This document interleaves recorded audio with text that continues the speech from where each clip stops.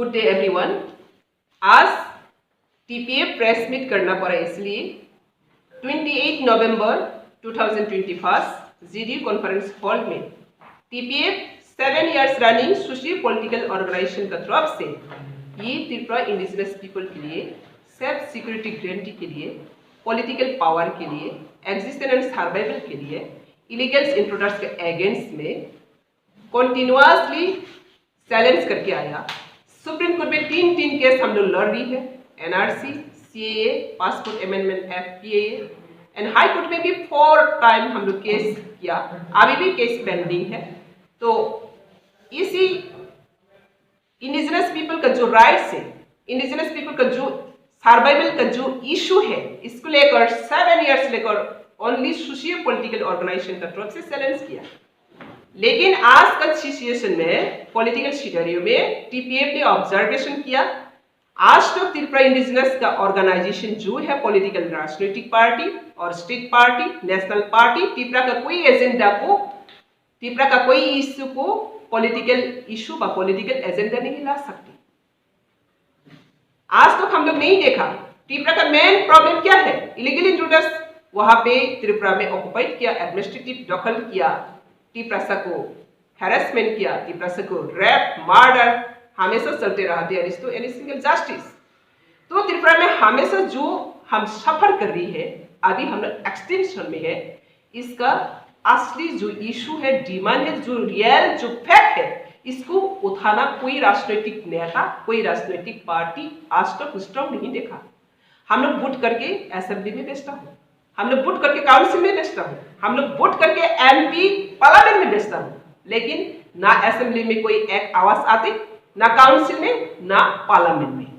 तो political issue Tripura का main समस्या इलीगल इंट्रूडर्स वहां पे जो शासन कायम कर रही है इलीगली, इसका अगेंस्ट में कोई पॉलिटिकल चैलेंज करने वाला नहीं रहा। इसलिए ये त्रिपुरा कहाँ रह रहा, दुनिया का लोग कोई पता नहीं चला। आज दिल्ली में जाकर कोई त्रिपुरा के बारे में पूछता तो वो लोग नया करके सीखना पड़ता है। क्यों? 72 इयर्स हो रहा है त्रिपुरा का साथ इंडिया मार्च हुआ, लेकिन आज भी इंडिया का कोई सिटीजन त्रिपुरा के बारे में अच्छी तरह से पता ही नहीं।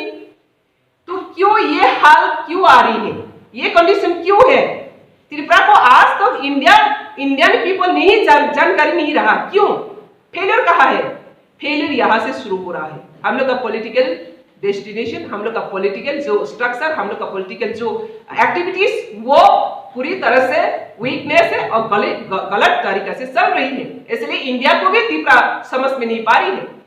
और सेंट्रल गवर्नमेंट का साथ अलायंस करके हम लोग हमेशा जाती है, कांग्रेस के टाइम में भी अलायंस किया, कम्युनिस्ट में भी अलायंस किया, बीजेपी में भी अभी अलायंस 3 इयर्स रही है, लेकिन त्रिपुरा का मेन समस्या जो इशू, इसको कोई पॉलिटिकल इशू नहीं, वो एसेस नहीं किया।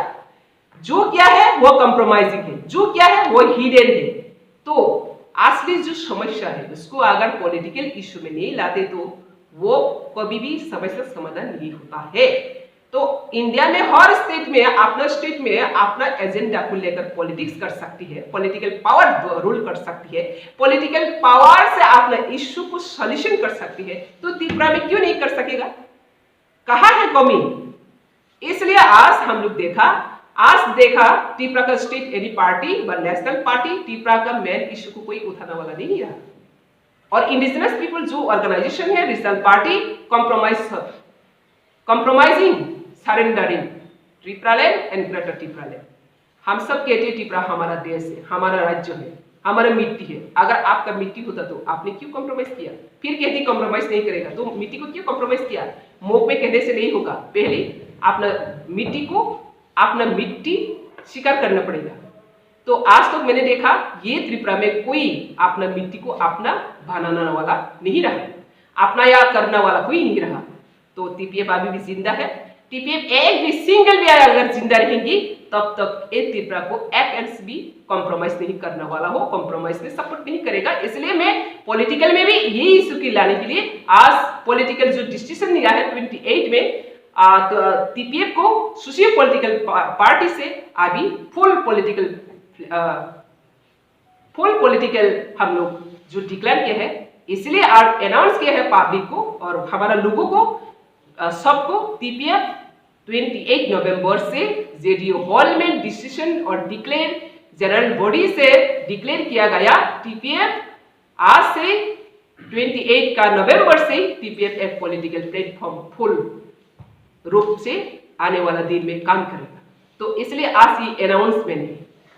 जो भी त्रिपुरा का जो समस्या है, इशू है, एजेंडा है, वो पॉलिटिकल साइड में भी हम लोग चैलेंज करेगा। लीगल साइड तो चैलेंज करते रहा 7 इयर्स, अभी political, legal, socially all side में हम लोग चैलेंज करेगा Tripura indigenous self security guarantee के लिए, एनआरसी लागू करने के लिए। हर दिन rape case, murder case, fake accident कोई कहने वाला नहीं है। टीपीएफ एक एक करके सब निकालूंगा और एक एक करके जस्टिस लेंगे। यही टीपीएफ का चैलेंज है, कभी कंप्रोमाइज नहीं करेंगी।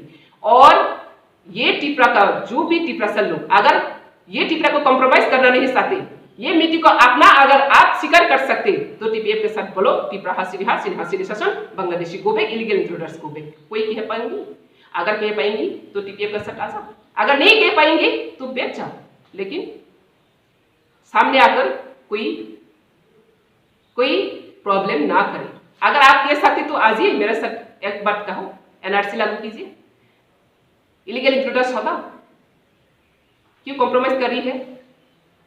त्रिपुरा लैंड को क्यों कॉम्प्रोमाइज कर रही है?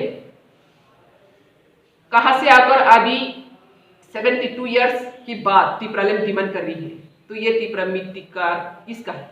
किसका पर डिमांड कर रही है? कोई कह रही है डेमोक्रेसी में जाकर हम लोग का ये मिट्टी डेमोक्रेसी का हो गया।